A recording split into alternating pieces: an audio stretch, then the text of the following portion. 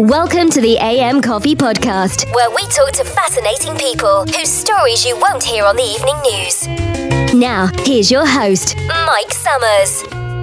All right, thanks, Joe, and welcome to AM Coffee. When you think of a country music star, with the exception of maybe Canadian Shania Twain or Australian Keith Urban, you might think of someone from maybe Tennessee, Oklahoma, or even my home state of Georgia. But, we're going to break that mold a little bit today. Today, my guest is a country singer that is known all over the world. She has 3 albums with many singles that have done really, really well. And she also has a radio show. She's a radio presenter in the UK, and it's called Debbie Does Country, and it's a fantastic show. We'll talk more about that in a minute. And she's also been described by people that she is the British Dolly with a voice of an angel. I don't know how you stay humble with all that, but and her fans describe her songs as positive, upbeat, and good for the spirit, which I can absolutely attest to. Debbie Nunn is my guest today. How are you, Debbie? Hello, how are you, Mike? I'm doing great.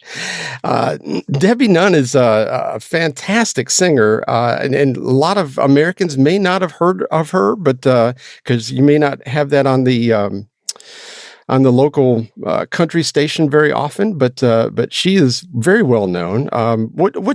How'd you get started singing? Have you always sang? Well, Mike, thank you so much for the lovely introduction there. I'm over the moon with that. Thank you very much. Yeah, you make me sound like a superstar. You are. Well, in the early days, I started recording when I was at the tender age of 2 years old with my brother, who we sadly lost, but he used to record me singing nursery rhymes because I think he caught on really quick that I loved to sing, and my mum said that I was always, sort of active in that area. And then basically with my dad, he loved country music. And he used to drive a truck, what you call a truck. We call it a lorry here. And I used to go on long distance journeys with him, and he would play the country music. And that I know now is called country music. At that time, obviously, I was very young, probably 6 or 7 at the time. And I'd be singing along with my dad in the truck to all this fabulous music that now I know is called country music. It was just music to you back then. Yeah. Yes. Yeah. Just music. Yeah. That's fantastic. Well, your dad driving a truck and you singing country music, that just sounds like a movie of the week. Just the country singer who grew up listening to country music and dad was a truck driver. That's just perfect. Yeah. Because and with my dad, he had a lovely voice and he could play the piano by ear. So he would just hear an advert on telly, or he would, put his record player on at the time, and he would just get up and play along on his piano. And that always fascinated me that he was able to do that. But he had a lovely voice and he loved dancing too. And with my mum, she loved dancing and all the musicals. So, yeah, music was always in the home. That's awesome. Could she play music? Could she play an instrument also, the piano?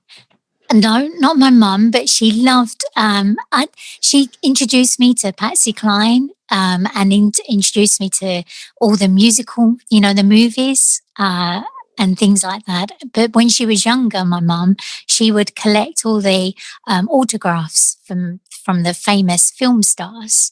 But unfortunately, I didn't get that collection because my mum gave it away to somebody elsewhere, obviously before I was born. But I said to my mum, I would have loved to have had that collection. But, it went to someone who was a big fan of that. And I'm sure they're still enjoying all that collection of all those lovely autographs. Yeah. Yeah, that's really cool. That's really, it does now, you said your dad played by ear. Have you picked that up yourself? Can you do that? Well, I dabble and I dibble and I have a go. Yeah. No, my dad, not on the piano. No, my dad had a natural talent and was able to do that. Yeah. I never had that form of talent there. No, I was more the singer and yeah. But that's just incredible. Whenever I've seen people do that, it's to me that's just almost that's almost a gift from God. Right. I don't see how anybody could teach themselves to do that. I mean, because I have zero musical ability at all, and so I mean, for me, it's sort of like my sense of direction. I have none. When somebody goes, "Oh yeah, well, I want you to go west from here," it's like, man, you might as well just tell me what what point on the compass or what degree on the compass it would be, because I have no idea what you're talking about. West to me, I'd have to look at the sun and figure out what time of the day it was. It's like I just don't have any sense. It's like music is the same way. If you don't have it, you just don't have it. And you being born into that family, that's just fantastic. Yeah, well, my brother, I used to watch him of an evening, load his car, which was quite a small car, with his drum kit. And he Mhm. would do like the local area, like the pubs and in London. And he would go along and join other bands and things like that. And I can always remember that. And he used to set up the drum kit in the bedroom. And then when he was at work, I used to have a go on it. But don't tell him that. Were your neighbors happy with it? I mean, Yeah. my son Well, was a drummer. luckily, We made yeah. neighbors very angry. Well, then you didn't have like an electric kind of, drum kit. So Yeah. yeah, it would be, bashing out from the bedroom. We had to buy him brushes, and he hated playing with the brushes. And Yeah. it's like, but you're killing the neighbors. We can't afford 50 acres somewhere. I mean, that's pretty awesome. So do you And even still play yeah, drums? Have you tried that since? I love playing the drums. Yeah, Yeah. I do. I do like the drums, and like guitar. At the moment, I'd love to learn to play the mandolin. So Ah. we actually Spencer J, who I write all my songs with. He got a mandolin for Christmas, so we're both going to probably have a dabble on that and have a Very go at good. learning. Yeah. So Yeah, that's my that's awesome. New Year's resolution: learn the mandolin. And there's plenty of Wow. time to do it with the lockdown. Yes, absolutely, absolutely. Mhm. Yeah, yeah, the UK is in lockdown for you American listeners. They are, and who knows where we're headed, but they've been in lockdown now for the third time for quite a while now. So it's been about a month now. Is it the last time? Yeah, I can't remember the exact date actually. It was just before Christmas that we Yeah. went into lockdown. And I think it was the Sat. I think it was around 21st of December, or just a couple of days before then. Yeah. Because I know that I was sort of going to the shops and quickly getting the food in for Christmas. That was my memory, and we've been in lockdown ever since. And at the moment we don't know when that is going to end. Hmm. Yeah, so I'm just keeping myself busy, being creative, and also, your your fans and people like that keep you motivated, and we all support each other, don't we, in times like this? Yes, we have to. We have, because that's all we have is each other, and our faith. Exactly. Yeah. Yes. Um, now tell me about, now you always knew you wanted to be a singer. You started singing at 2 years old. Now you always kind of knew that was going to be your vocation, or is that something that kind of hit you out of the blue one day? No, it was just there really. That's all I can ever remember. I would be in my bedroom. I'd have my headphones on. And the thing with me would be that I would listen to an album. And I'd have to learn every single song on that album. I'd write the lyrics out, and I'd spend hours in my bedroom, doing that. Mm. Um, and yeah, that was me. And music, anything creative like that, dancing. I love dancing. Yeah, I used to do ballroom, Latin American when I was younger, and I used to love all of that. So yeah, but the singing was at the forefront, because I can remember my dad getting this stereo, and I used to sit on the floor with my ear right to the speaker. I don't know why I used to do it, Mike, but I did. And my mum would go, "Your ears," and I go, "Yeah, but I can hear everything, Mum." And Yeah. I wouldn't kind of just listen to the lyrics and the words, but I would listen to all the instruments. It used to fascinate me, and that's why I used to get so close to the speaker. As a little one, I was probably about Sure. 3 or 4 at the time. That was my way of getting in touch with the music, and yeah, so it was always there. And my dad had a shed out the back, and there'd always be pipes in there, or like plumbing type Oh, yeah. things. Yeah. And I can remember like putting them all together, and I would kind of like make sounds and noises down down this pipe and That's sing. So awesome. that would be, yeah. And I'd set up all my dollies and my dolls and my teddy bears, and I would sing and perform for them. So they were my first. So they were my first fans. So you got past any of your stage fright you might have had later on because you've already Yeah. performed in front of your teddy bears. That's awesome. Yeah. And it's great, isn't it? When you're that young, your imagination is just wonderful, Yeah, and you bring up radio, and it's like, and just listening to music. My dad was a big Tommy Dorsey fan, and my mom was a big fan of just a lot of the stuff from the '60s, and it was just the house has always had a record going, or we had the radio playing in the morning. It was just music is, even though it never instilled any kind of talent in me. If you either have it or you don't. But I think growing up around music, I think it's just so important for your well-being, I would think. Well, they've actually proved, haven't they, that listening to music is a good escape, especially in the times that we're going through, but just in general, and it gives good therapy to people. People with Alzheimer's, they're proving that, the music helps, and it brings back their memories too, weirdly enough, which is, really a phenomenal thing. In hospitals, they use it for people. And if people are in comas, they use music, don't they? And sometimes Sure. it brings them, yeah. So music is very important in people's lives. Yeah, it reminded me too, is when you mentioned Alzheimer's patients, because it does. It triggers something in the brain that Mhm. was there that might have just had a bunch of cobwebs on it, and it brought it back to life, sort of like a smell. You ever had a smell bring you back in time? Oh, Uh, yes. I, Yes. my mom used to buy. Gosh, I was probably 11 years old. We finally moved into a house that had a stand-up shower, which, to me, that was just the neatest thing, because you always saw it on TV, and we never had a stand-up shower. But I remember having this Suave Strawberry Essence shampoo, and the smell of that brought, I actually saw it in the store probably 10 years ago. And I smelled of it, and it instantly brought me back to what that shower looked like. I remember what the tile looked like. I remember the layout of the house. I mean, it's like it's incredible, all this stuff that kind of flooded back. And music does exactly the same thing. I think it's just Yeah, with a song, you can remember exactly, where you were at the yeah, time, and yeah, memories. who Yeah, you and with. music does. Yeah, music definitely has that link, doesn't it, to It does. memories? It Yeah. does. Now, have you ever dabbled in other kind of music, or has it always been country? I love listening to all types of music, and not just for. I think all music is great in its own way. If it's got a great melody, lyrics, and the person singing it is wonderful. Like I love listening to ABBA.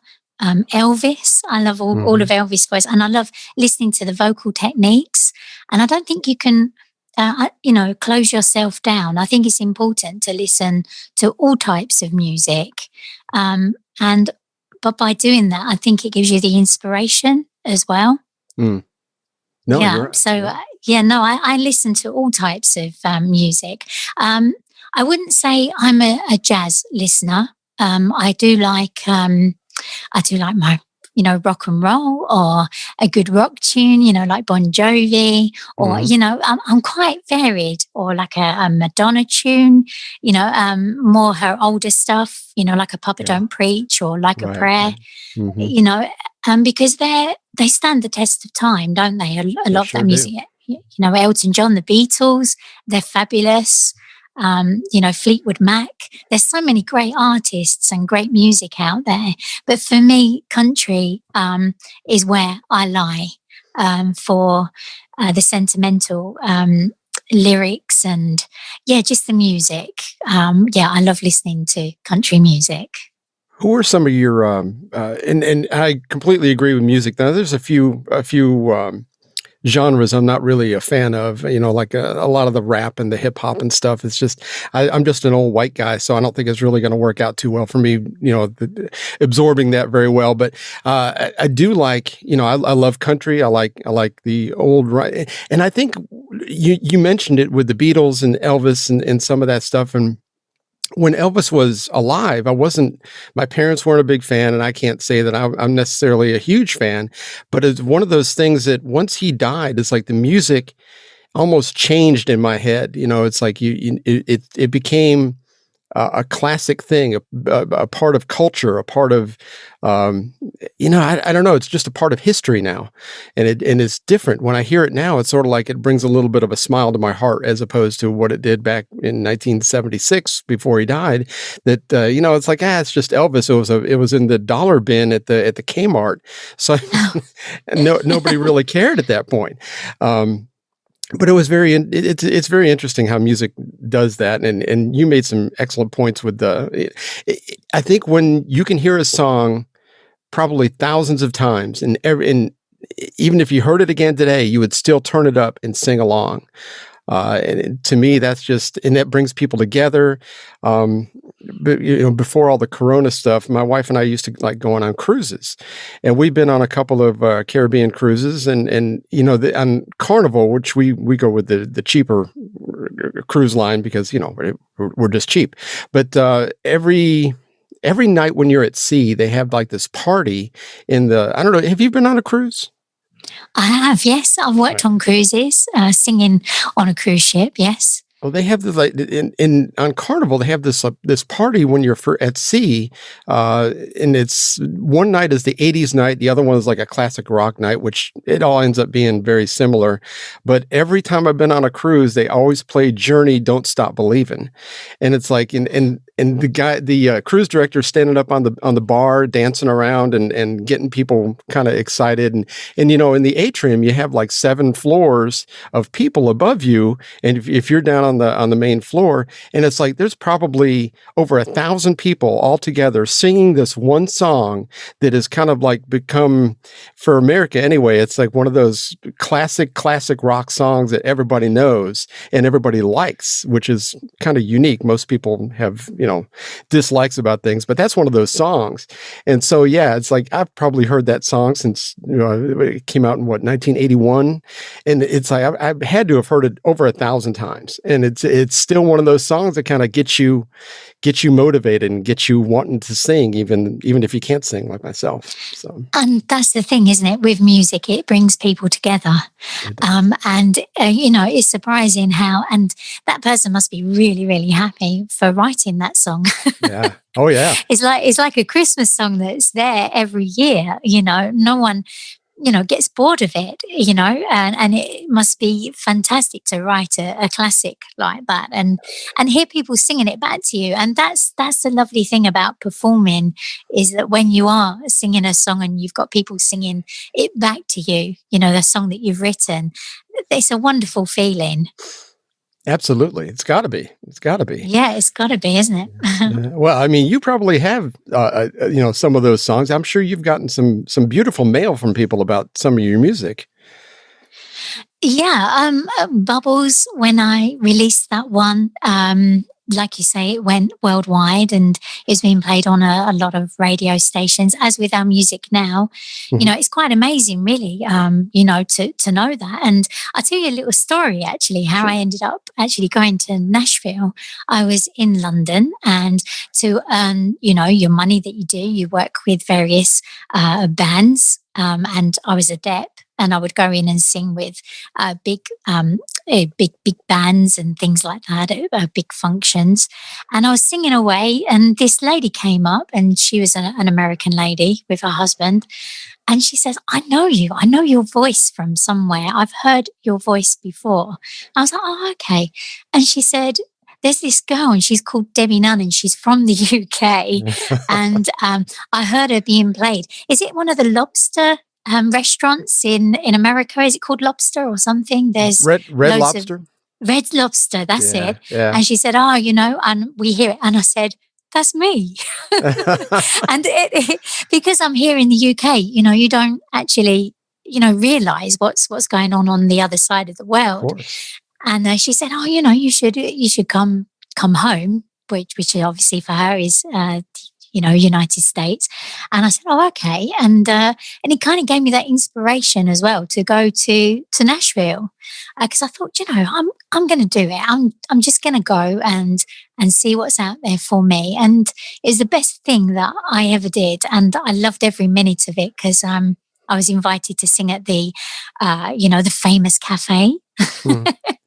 Out there. And it was so you're singing, and then for someone to actually recognize your voice, that was just an amazing thing. So I thought I'd tell you that story because that was kind of an opening for me of doors. I thought, wow, yeah. You're truly an international star. It kind of hit you at that point, right? Yeah, because I am very grounded kind of person, and it isn't until someone says to me, oh, Debbie, I go, really? Type of thing. So that was a big shock to me. And even the band that I was with went, wow, that's amazing. I went, I know. And to recognize my voice through singing, especially other people's songs as well at the time, because I wasn't singing one of my own songs. I can't remember what I was singing at the time, but yeah. That's so cool.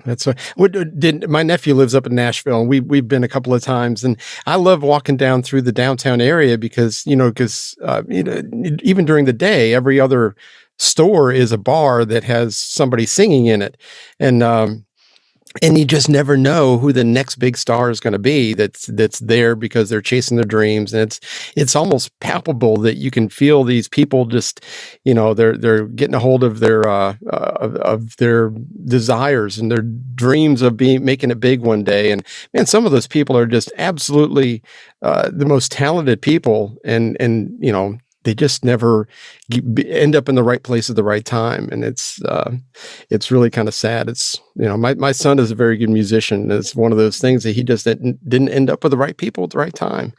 So, but never give up on your dreams. And that's why I wrote the song Live the Dream, because along with Spencer, my longtime writing partner, but never, ever give up. Whatever age you are, never give up on your dreams, because you've been given that gift for a reason. And if you can share that with people and make them happy and smile, then that's a great gift to have, of all. And that little story that I told you there, it all kind of planned out because, God has a plan for you, no matter if you want to maybe think you're going to go somewhere else, he keeps you on that road, and you think, wow, all of those things have fallen into place, and you may have not done anything to make that happen.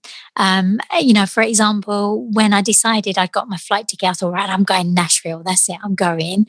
And I went along there with Spencer, and in that time we had the Bluebird Cafe get in touch with us before we went out there, and they invited us to sing and perform our music, for them. And wow, that was amazing, because that's a place I always wanted to perform at. So that's an honor. We had a gig.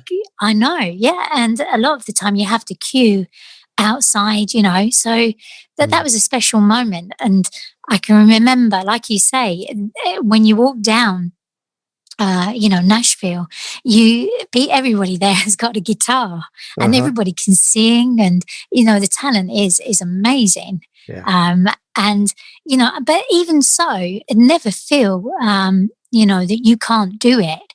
It's good to look up to those people and take inspiration from them. A lot of the people that we watched perform, we really enjoyed, and it was a wonderful, wonderful time. And even when we were performing in the Bluebird Cafe, it's a different type of gig to be honest, Mike, Yeah. because, you go to game, people get up and dance and they're joining in the sing. No, they're really listening to every word that you're singing, and they're really concentrating, and you're thinking, is this going down well? I really hope so. But, when you get that applause at the end and you get that acceptance, it's like, oh, Uh, good. it was okay. But that can make you Yeah. nervous, right? I mean, when they're really Oh, quiet gosh. Yeah, you could hear a pin drop yeah. because they're there to, even for us when we was listening to the songwriters, because that's what you're listening to. You're listening to the lyrics, the melody, Mhm. the delivery, the chords that they're using, all these kind of things. And from that perspective, you can understand why they're just, sitting there and listening. And it's a respect thing, I guess, as well, Yeah. Of course. Of course. because they're not going to talk over you. But like you say, if you're doing a gig, there's lots of noise going on usually. Oh, yeah. Yeah. But for that type of, it was completely different. In that place, it's almost like, you're at a different level than, any of those places that you see when you're walking through Nashville. Those are just kind of like anybody can get in line and perform on whatever day. But, for you to be able to perform there, that's a little bit of a different level. So that's why they're listening so close. It's like, she's really got to be good to be here. So yeah, that's really it's a lovely place, and everyone was friendly, and the people that own the cafe, they're lovely too. And we did come across that when we was in Nashville. We had a wonderful time, and we recorded songs, out there as well. A lot of them, all our music is recorded there. Oh, okay.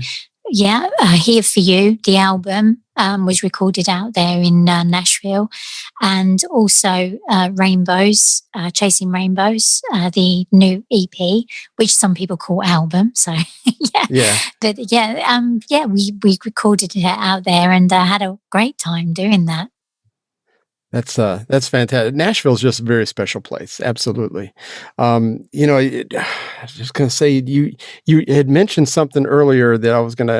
Oh, I know what it was. How did you meet Spencer, and how did all that kind of culminate to your working together so closely?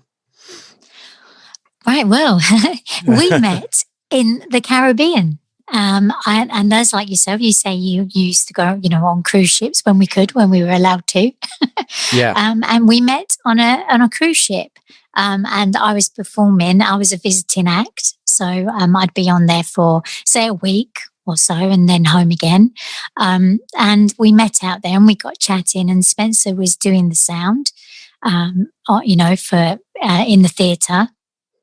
And we got talking and realised that we connected in the same kind of music, and the fact that we both loved writing songs, and that's really how it all happened. And then once Spencer's contract finished, he came back to the UK and we met up, and the first song that we wrote together was Always in My Heart.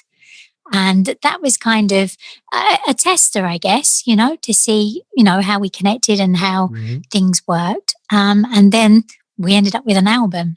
And that's how it all happened. It was quite unbelievable, really, and knowing that Spencer is from the UK as well. But then I met him on a cruise ship in the Caribbean. Yeah. That almost had to be orchestrated weird. Somehow, Yeah. Yeah. And then obviously I went back, and then we were, like sharing our ideas then. So he'd be emailing me when I got home and sending me across music. And then when I went on there, we'd kind of work together a bit. But then we actually was on a canal boat when we wrote in the UK, when we wrote Always in My Heart. So, yeah. Oh, wow. And they're wonderful memories because there's nothing like, I'd worked with people in the past, but I just kind of knew that it was a special connection, and that if I'd say something or we'd say it together type of thing, and we'd know where to go, where to take the music. Sure. In what direction. Yeah. It's an unspoken thing. I've heard this from my son. He used to work with a guy named Cole, and it's like they would just kind of look at each other because Cole played the guitar and my son played the drums, and they would just kind of have eye contact, and almost like without speaking, they would converse and know where to go from there. And it was just, he said, it was kind of creepy, but but that kind of connection is very rare. And I think and for you to meet in the Caribbean, and both of you being from the UK, that's absolutely, one thing you mentioned earlier is that, this is a God-given talent for you. And I think that when you do have that talent, and I think that you mentioned this, is like, you have that talent for a reason, and you should pursue and keep going after it. But I think a lot of people get discouraged either because they've made a mistake, or or they think it's, somehow an unforgivable mistake in their industry or whatever. And it's like, I think that sometimes those mistakes, I think God can teach you things and point you in a direction that maybe you hadn't have thought of before you made the mistake. I've learned so much from my mistakes, much more so than if somebody told me, don't do this. Well, once you do it and you realize, man, that was really stupid. I think that you learn so much better from that. 100%. Yeah, I totally agree with you, Mike, because even the greatest entrepreneur will tell you that they've had failed businesses before, and learnt by their mistakes. So, yeah, definitely, and everything is an experience, isn't it? And then you think, I won't do that again. Exactly. Yeah. So it's all a teaching, it's all a test and a learning process. And definitely within the music industry, there's some great people, but you have to look out for some people that, are not there for good intentions, or, to help you, or, things like that. And all of that is a learning experience within itself, Sure. And that's where you got to keep your eyes open. I've told my son this a bunch of times too. The voiceover industry here in the U.S. the same way, is that people come across like they're there for you and help you along in your vocation, but all they're really there for is to separate you from your money and enrich themselves. And yeah, it's really you really have to educate yourself and really kind of maybe watch other people make that mistake and go, yeah, I'm not doing that. So. Yeah, when I first started, we used to have a thing called the stage paper. And I was told very, very early, if you have to pay to be on an agency or stuff like that, then it's not good, type of thing. I mean, obviously you have to pay commissions and things for the work that you do. But yeah, and it's learning. Everything is a learning curve, isn't it? Sure. For, whatever you do, whatever industry you're in, it's all about learning. Definitely. No matter how old you are, you got to keep learning, at least be teachable. Yeah, definitely. Yeah, I'm never, you can listen to a new artist and learn something. Oh, I never thought about doing that. Or, Exactly. and especially where I used to do lots of live performances before lockdown, I'd always watch the artists perform, because for me, a bad performance always has something good in it somewhere, or an excellent performance. There's always a learning from anything that you're watching, doing. Yeah. So. or maybe you could watch a performance and go, wow, that really didn't work. I will never do that. That kind of I've learned more from negative things. I've heard my mother say things years and years ago. It's like, I'll never say that. And I haven't. So, I mean, Dolly Parton, she's a great one for inspiration and to watch. She's a wonderful, lovely lady. Not only, is she very talented, but she's a wonderful, and she's got a great big heart too. And I think that's the most important thing, is never to lose sight of, sometimes the reasons why you're doing the music, and the messages that you're giving through your music as well are important. Mm. She just had a Christmas show. I don't know if it was live or not, but here in the U.S. And it was just fantastic. And watching Dolly, I think a lot of times people will look at Dolly and say, she's had so much plastic surgery done. Yeah, she's kind of fake. I think she's had plastic surgery done because she's always in the limelight or whatever. And she's got her reasons, but when you hear her talk, she is the most real person that in country music. I think that she's just so real and so raw about her past and about the way her life, especially growing up in Tennessee, and how all that culminated. And yeah, she is very real and very loving, and she donates a lot of time and money to things that a lot of people may not even realize with her. But you're absolutely right. She's one of my heroes here in the U.S. too. She's fantastic. Yeah, and her heart isn't plastic, is it? It's she's got a big heart. Yeah. All right, well, that does it for part 1 of my interview with country music star Debbie Nunn. Tune in next week for part 2 of this fascinating look into her life and her career. We'll see you then. Thank you for listening to AM Coffee. Available everywhere you get your podcasts. For more information and archive shows, the website is amcoffee.us. If you'd like to email us, it's amcoffeepodcast@gmail.com. See you next week.